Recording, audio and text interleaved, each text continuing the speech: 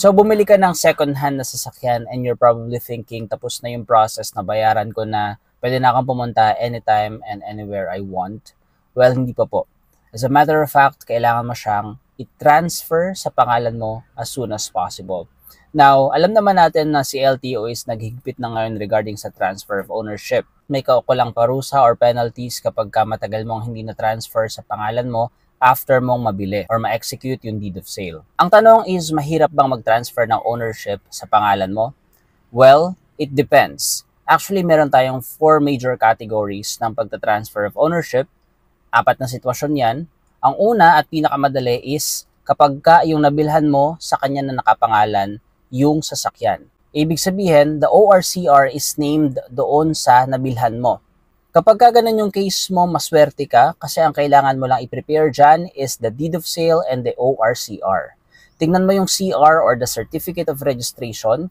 Kapag kami nakalagay dyan na encumbered, pupunta ka sa Registry of Deeds para ipa-cancel yung chattel mortgage or yung encumbrances. Pero kung wala nang nakalagay dyan na encumbered, pwede ka nang dumiretso sa HPG. Sa HPG, titingnan lang kung carnap yung sasakyan mo o merong criminal liabilities na naka-associate dun sa car mo. Kapag wala naman, bibigyan ka nila ng HPG clearance para makadiretso ka na sa LTO para mai-transfer mo na sa pangalan mo yung sasakyang nabili mo.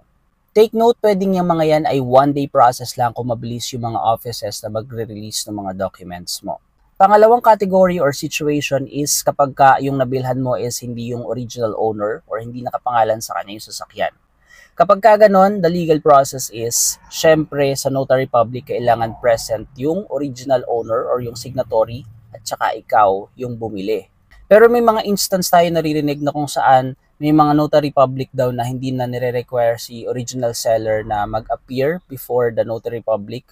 Parang pirma at saka yung deed of sale at saka yung ID na lang yung kailangan. But again, legally, kailangan present si vendor or si original seller at saka ikaw doon sa notary public. So pagkatapos nyo ma-execute yung deed of sale, same process naman yan. So titingnan mo pa rin kung si Certificate of Registration is encumbered. Pag encumbered, punta ka ng RD or ng Registry of Deeds. Kapag hindi, diretso ka ng HPG. After ng HPG, diretso ka ng LTO para magpatuloy yung transfer of ownership mo. Pangatlong category is kapag naman yung sasakyan mo is bank repo o yung tinatawag na hatak ng bangko.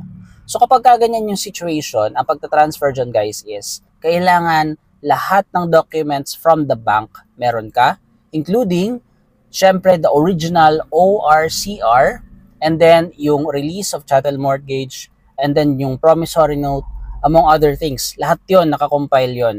Binibigay ng bank yon. Kailangan kumpleto ka nung binigay ni bank na documents and then sa ORCR, doon sa Certificate of Registration, titingnan mo ulit kung encumbered. Pag encumbered, diretso ka ng Registry of Deeds. Kapag hindi naman, punta ka na agad ng HPG.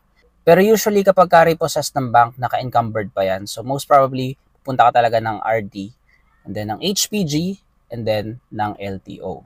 Pang-apat and probably yung pinakamahirap na situation is paano kapag patay na yung owner.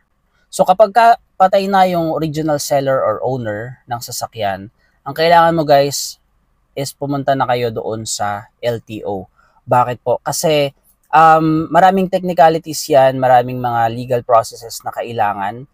It's better kung meron kayong kilalang abogado, i-consult nyo sa kanya kung ano ba yung dapat gawin. Kasi hindi siya yung katulad ng 3 naunang cases na kung saan medyo madali lang siyang lakarin. This time kasi is kapag deceased na yung owner, kailangan pa dyan ng death certificate among other things. So yun lang guys, I hope natulungan ko kayo. Kung may mga questions kayo about sa transfer of ownership ng inyong sasakyan, just comment down below and susubukan nating sagutin lahat ng mga questions nyo. Thank you so much for watching. Ingat kayo. Bye!